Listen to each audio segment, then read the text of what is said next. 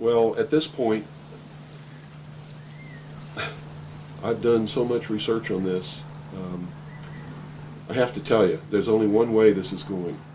There's going to be a civil war in this country. And I hope the outcome of the war will be the reinstatement of constitutional Republican government. But whenever you have a war like that, you're going to have competing factions to be the winner. And whoever really has the power in the end is going to institute whatever kind of government they feel should be there. There are people in this country who believe that a religious theology or theocracy should prevail. Well, if that happened, we'd have burnings at the stake again, and inquisitions, and heretics, and all of these kinds of things. So that can't be allowed to happen. Can't be. Doesn't matter what my religion is. It can't be allowed to happen.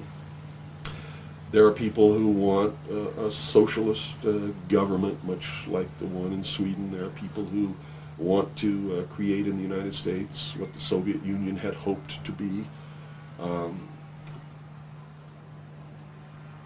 There are real Nazis, all of them socialists. Hitler was a socialist.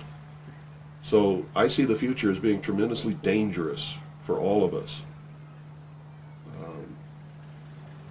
Me and many others like me are going to perform a valiant attempt to reinstate, restore legitimate, lawful, constitutional Republican government. Whether or not we're going to be successful, I can't tell you. But I will tell you that once this war starts, it's going to be terrible, it's going to be bloody, and it'll last for 10 or 15 years.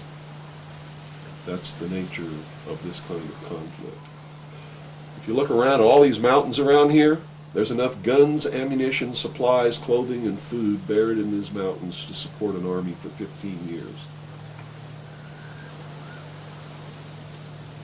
And I don't think the American people realize that they're on the brink of a civil war. You see, there are many of us who took an oath when we went in the armed forces, and we meant it. We volunteered. We weren't drafted. We care about this country. And the oath was to protect and defend the Constitution against all enemies, foreign and domestic.